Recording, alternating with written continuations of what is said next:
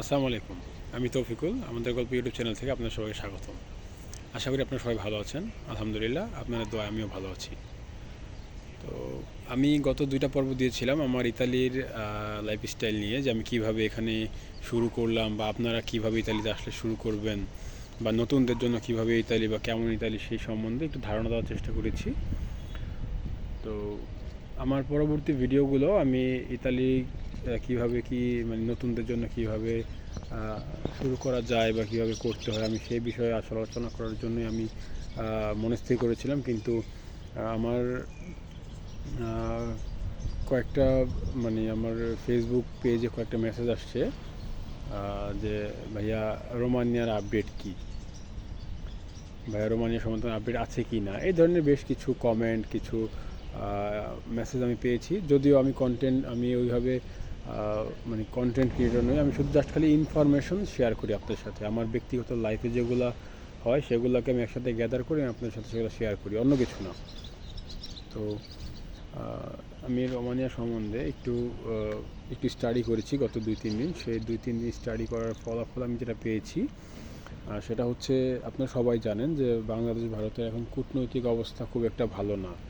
আর visa বন্ধ, শুধুমাত্র খালি মেডিকেল ভিসা কিছু হচ্ছে, আর কিছু বিজনেস ভিসা অল্প সামান্য কিছু হচ্ছে। তো বিজনেস ভিসা এবং আপনার ওই মেডিকেল ভিসা দিয়ে আপনি এম্বাসি ফেস করতে পারবেন না, সেটা স্পষ্টতই বলা যায়। এম্বাসি ফেস করার জন্য রোমানিয়া যেটা করেছিল সেটা হচ্ছে আপনার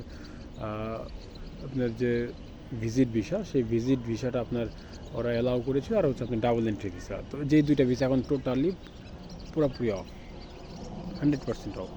তো কাজেই যারা ওয়ার্ক পারমিট হাতে আছেন, যাদের ওয়ার্ক পারমিটের মেয়াদ 2-4-6 মাস পার হয়ে গেছে, তারা আপাতত এই স্বপ্ন ছেড়ে দিন। হ্যাঁ, যদি পারেন তাহলে এটাকে অনলাইন করুন। অনলাইন করলে 1 বছর মেয়াদ থাকে, তো সেই ক্ষেত্রে আবার ইন্ডিয়ায় ভিসা চালু করতে পারে। আর ইন্ডিয়া ভিসা চালু করলে সহসা যে আপনাকে অ্যাভেলেবল ভিসা দিবে ইন্ডিয়ান ভিসা, সেটাও আমরা বলতে পারবো না, কারণ অনেক ভিসার আগের যে সিরিয়াল আছে সেটা এখন পর্যন্ত আছে। তো বন্ধুরা, আপনারা আপাতত যারা বাংলাদেশ থেকে রোমানিয়া আসার জন্য ভাবছেন, তারা আপাতত কয়েক মাসের জন্য এটা ভুলে যান, কারণ বাংলাদেশ থেকে এখন ইন্ডিয়ার ভিসা হচ্ছে না। ইন্ডিয়ান ভিসা না হলে আপনি কোনো ক্রমে দিল্লি ভিসা সেন্টার থেকে আপনি ভিসা পাবেন না। আচ্ছা, এবার আসি আমি বাংলাদেশিদের কি ভিসা হচ্ছে কি না।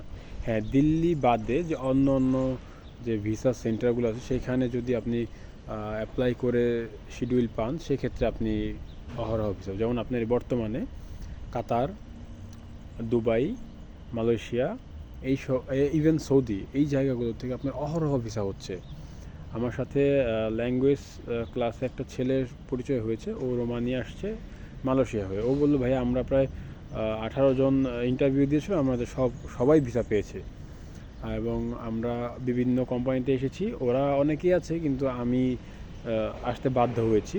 উনি আসতে বাধ্য হয়েছে, তার কারণ হচ্ছে যে ইউরোপে অনেক সময় দেখা যায় আপনার কাজ থাকে, কিন্তু থার্ড পার্টির যে কাজ, তো সেই ক্ষেত্রে অনেক সময় পেমেন্ট পায় না। পেমেন্ট না পেলে মালিক আপনাকে বেতন দিতে পারবে না।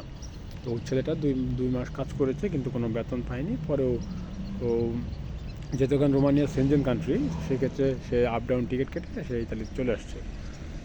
তো আপনাদের যাদের রোমানিয়াতে যাওয়ার ইচ্ছা, যারা এখন বাংলাদেশের বাইরে অবস্থান করছেন, যারা প্রবাসী জীবনযাপন করছেন, যেমন মালয়েশিয়া, সৌদি, দুবাই, কাতার, কুয়েত, এইসব দেশে যদি আপনারা ভাবেন যে আমরা এখন যেমন আছি তার থেকে রোমানিয়াতে ভালো থাকবো, সেক্ষেত্রে আপনারা ওইখান থেকে ট্রাই করতে পারেন। কিন্তু আমার মনে হয় যে বর্তমানে কুয়েত, কাতার, সৌদির যে অবস্থা, সেটা ইউরোপের থেকে কোনো অংশই কম না। ইভেন মালয়েশিয়া যারা ভালো করছে তারাও লাখখানি টাকা বেতন পাচ্ছে।